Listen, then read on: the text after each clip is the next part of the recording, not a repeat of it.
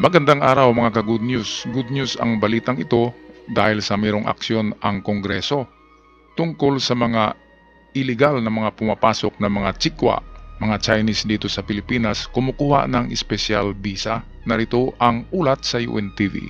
The ACT-CIS party list filed House Resolution number 1771 to investigate the process of granting the Special Resident Retirees Visa, Special Investors Resident Visa, as well as the reported late registration of birth.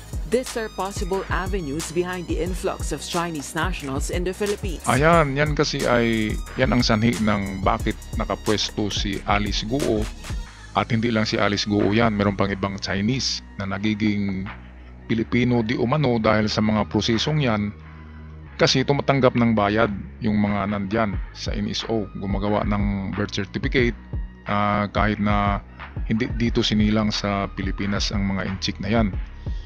Kaya dapat malinis ang Pilipinas ng mga inchik kasi ang mahirap dyan yan ay mga tinatawag na sleeper cells, yung mga talagang sadyang itinanim dito sa Pilipinas para magiging isang public servant di umano sa Pilipinas, magkaroon ng pwesto sa gobyerno ang mga inchik na yan.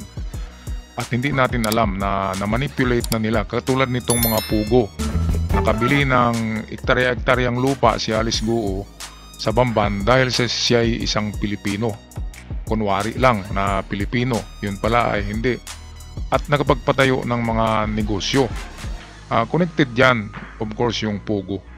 Pero hindi lang ito ang kaso ni Alice. Marami pa yan, marami pang inchik na planted in the Philippines na hindi pa natin nakilala. At ito lang yung isa ang lumitaw. The pending investigation is directed by House Speaker Martin Romualdez.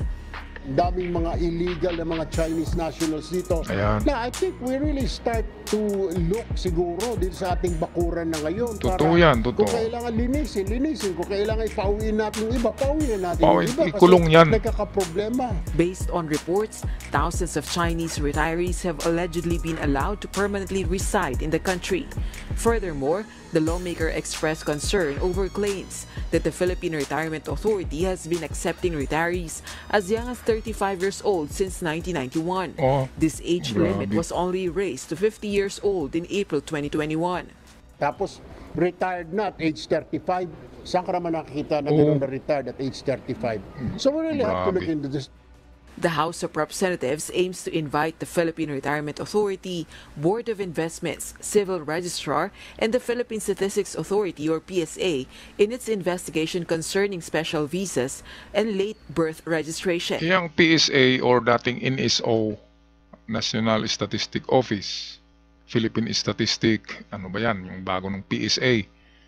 Yan ang isa sa mga imbestigahan kung bakit gumawa sila ng late birth certificate, late registration ni Alice Guo at ng iba pang mga foreign nationals.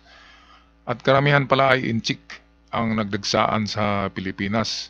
Katulad ngayon, merong mga estudyante dito sa Davao, Cagayan na ang dami-dami ng mga estudyanteng inchik. Yan ay plano ng China para mapasok na tayo. Meron ng mga inchik na talagang inchik na galing sa Communist China na narito na sa Pilipinas nakihalubilo sa atin. They walk amongst us, ang mga inchik na yan. Akala natin kaibigan, akala natin girlfriend natin, boyfriend, yun pala ay isang espiya ng China. These agencies have not yet responded to the proposed investigation by the House.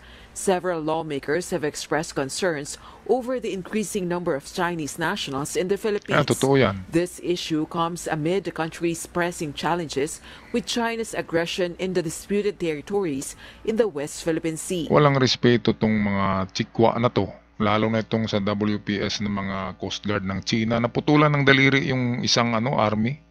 Hindi man lang kinalabit yung armas nila. Nako.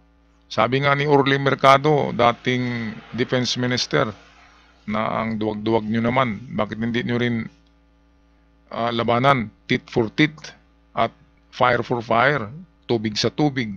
Kung may bumbero, bumberohin nyo rin kapag nandyan sa ating teritoryo. Yan ang sabi ni Orly. next episode atin ipalabas yung sinasabi ni Orly Mercado na kung siya ang nagiging defense minister ay hindi mangyayari yan. Aside from socio-economic effects, national security and public order concerns, various crimes have been linked to the influx of Chinese nationals. Yan. This include illegal activities uncovered in connection with the Philippine offshore gaming operators or POGOs, such as human trafficking, fraud, kidnapping, illegal detention, Yan. prostitution, and others. Hindi nabanggit yung drugs. Ang drugs ay napakarami.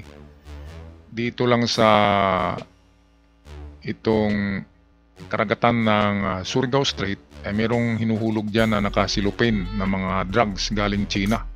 Marami ang nakapulot dyan sa Siargao, marami ang nakapulot dyan na fisherman ng sako-sakong drugs. Lahat yan ay galing sa China.